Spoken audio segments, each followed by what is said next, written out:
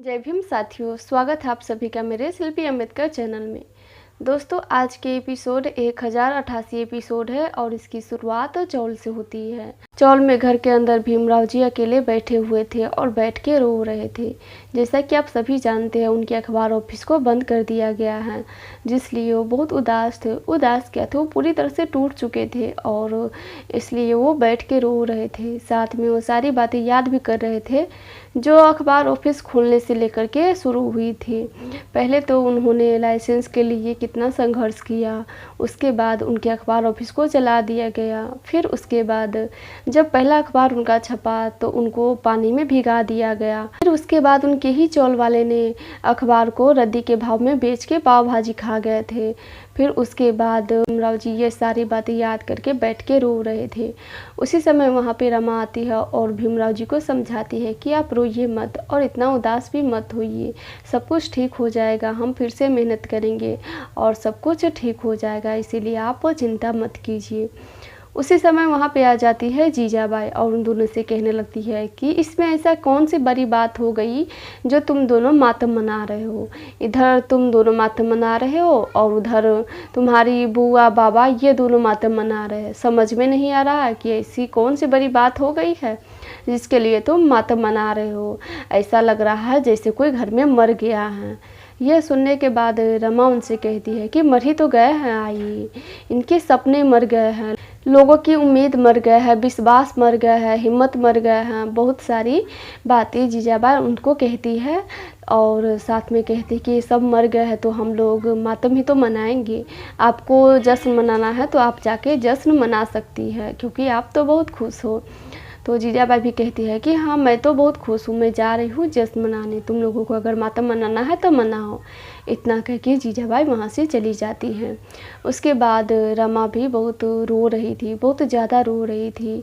तो भीमराव जी उनको देख के उनको समझा भी नहीं पा रहे थे क्योंकि भीमराव जी खुद ही रो रहे थे और दोनों साथ में रो रहे थे। वहीं दूसरी तरफ बुआ और राम जी का भी रो रो के बुरा हाल था। उधर शिशुपाल और श्यामला के रो रो का बुरा हाल था और शोभा काकी, उनका बेटा दीपक और पूरन काका, ये सभी बहुत ज़्यादा रो रहे थे क्योंकि सभी को उस अखबार ऑफिस खोलने के बाद सभी के अंदर एक उम्मीद सा जग गया था। उन सभी को लग रहा था कि भविष्य में सब कुछ बदल सकता है, कुछ चीज़ें हमारे हिसाब से नहीं हो रही है या फिर हमको भी पाने का पूरा हक है। उन सभी को ये विश्वास था कि वो सब हमको मिल सकता है, तो इसीलिए वो सब बहुत ज़्यादा दुखी थे। जब रात होती है तो जीजाबाई अकेले चौल में बैठी हुई थी तो वहाँ पे उनको देख के उनके जितने भी समर्थक थे सभी आ जाते हैं। उसी समय वहाँ पे आती है करुणा और पूछती है कि आई आप यहाँ पे बैठी हुई है, चलिए ना घर के अंदर खाना बनाते हैं। तो जीजाबाई कहती है कि करुणा, आज हम खाना नहीं बनाएंगे, आज तो मैं यहाँ पे बैठ के सभी का रोने का आवाज़ सुनूंगी क्योंकि इतने दिनों से मैं खुद ही रोती थी और खुद ही सुनती थी तो अच्छा नहीं लगता था। आज मैं सभी का रोने का आवाज़ सुन रही हूँ तो मुझे बहुत सुकून मिल रहा है। जीजाबाई ये कह कह के ज़ोर ज़ोर से हंस रही थी। उनके साथ जितने भी उनके समर्थक थे वो सभी हंस रहे थे। उसी समय वहाँ पे बाला आते हैं और बाला जीजाबाई से कहते हैं कि आई आप इस तरह से हंसिए मत क्योंकि बाबा को ना रो रो के बहुत बुरा हाल हो गया है। लेकिन जीजाबाई को तो आप लोग जानते ही हैं, वो राम जी को भी नहीं समझते हैं। और साथ में कहती भी है कि हाँ रोने दो उनको रोना है तो अपना रोए, इसमें हम क्या कर सकते हैं, हमको तो जश्न मनाना है तो हम लोग जश्न मनाएंगे। और साथ में जीजाबाई ये भी कहती है कि आज रात में हम लोग भोज करेंगे और जो मृत्यु के बाद भोज होती है ना वैसा भोज करेंगे, साथ में गाना बजाना के साथ हम भोज करेंगे। उसके बाद जब थोड़ी रात और हो जाती है तो घर के अंदर भीमराव जी अपनी डायरी में लिख रहे थे कि अब मैं आगे से ये पूरा ध्यान रखूँगा कि कभी भी मुझे हारना नहीं है क्योंकि मैं जब हारता हूँ तो मेरे साथ कई सारे लोग हारते हैं, कई सारे लोग टूट जाते हैं क्योंकि मुझसे बहुत सारे लोग जुड़े हुए हैं, बहुत सारे लोगों की उम्मीद जुड़े हुए हैं। तो इसीलिए मैं अब से हारूंगा नहीं, हमेशा ये कोशिश करूँगा कि मेरी जीत हो।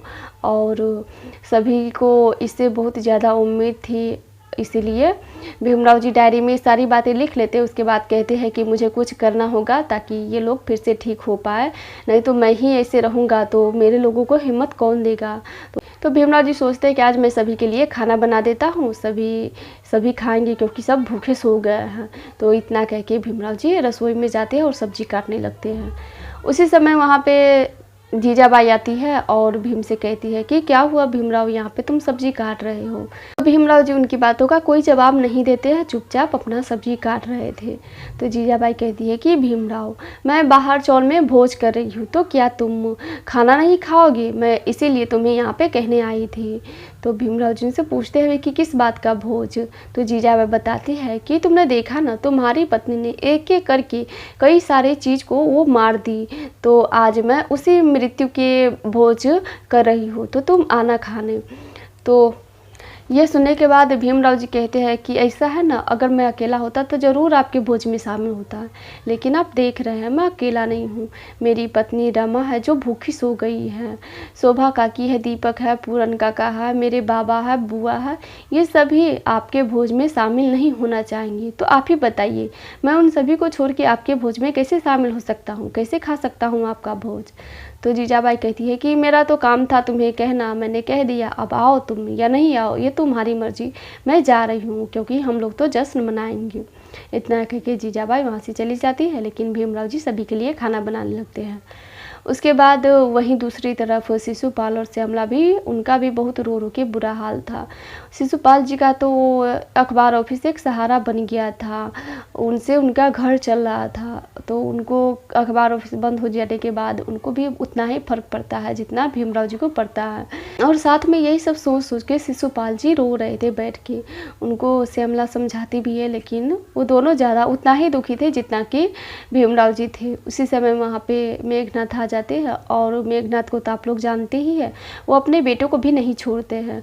आने के बाद वो जितना भी बात होता है खरी खोटी सब अपने बेटे को सुनाने लगते हैं। लेकिन वो सुनने के बाद श्यामला उनसे कहती है कि बाबा, आप दोनों के बीच में मैं कुछ भी नहीं, कभी भी नहीं बोलती थी, लेकिन आज मैं चुप नहीं रहूँगी।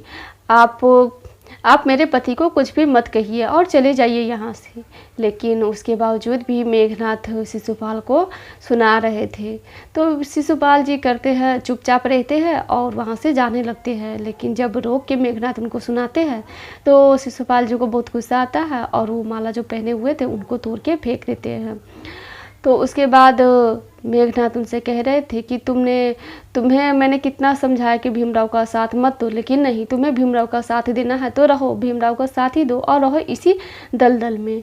श्यामला उनसे कहती है कि बाबा, हम इस दलदल में रह के मर ही क्यों न जाए, आपको उससे फ़र्क क्यों पड़ रहा है, आप जाइए अपना काम कीजिए। इतना कह के शिशुपाल और श्यामला वहाँ से चले जाते हैं। उसके बाद और भी ज़्यादा रात हो जाती है, तो सभी चौल में जश्न मना रहे थे, ऐसा भोज कर रहे थे, भोज करने के साथ साथ गाना बजाना भी कर रहे थे। और जितने भी जीजाबाई के समर्थक थे वो सभी जीजाबाई की तारीफ़ कर रहे थे कि ये सब संभव हो पाया है तो जीजाबाई बस आपके वजह से, यह सब उनकी तारीफ़ कर रहे थे और जीजाबाई भी बहुत खुश थी। उसी समय वहाँ पे करुणा बाला को लेकर के आती है कि आप भी इस जश्न में शामिल हो जाइए। बाला उस समय उसमें शामिल नहीं होना चाह रहे थे, बताते भी कि नहीं करुणा, मैं इसमें शामिल नहीं हो सकता हूँ। हाँ, मैं भीम के विरोध में हूँ या फिर उस क्रांतिकारी को पकड़वाने में मैंने आई का साथ दिया, सब कुछ मैं उनके खिलाफ ही रह के कर रहा हूँ, लेकिन फिर भी मुझे ऐसे खुलेआम जश्न मनाना सही नहीं लग रहा है। तो यह सुनने के बाद करुणा उनको सुनाने लगती है कि अगर आप इस जश्न में शामिल नहीं होंगे तो मैं ऐसा समझूंगी कि आप अभी अपने भाई के साथ हैं और इतने दिन से आप बस ये दिखावा कर रहे थे कि आप मेरे और आई के साथ हैं। आप देख ही रहे हैं, मैं और आई खुलेआम यहाँ पे जश्न मना रही हूँ, तो आपको फिर क्या दिक्कत है जश्न मनाने में। बाला चुपचाप वहाँ पे खड़े थे। उसी समय वहाँ पे आ जाते हैं राम जी। आने के बाद जीजाबाई उनको देख के बाला को सुनाने लगती है कि बाला, तुम अपने बाबा से ज़िंदगी भर डरते रहे हो और डरते रहते हो, इसमें डरने की कोई बात नहीं है, तुम डरो मत। जो चीज़ तुम्हें सही नहीं लग रही है उसका तुम विरोध करो। ऐसे करोगे तो तुम्हें पकड़े जाने का डर भी नहीं रहेगा और सब कुछ तुम्हारे हिसाब से होगा।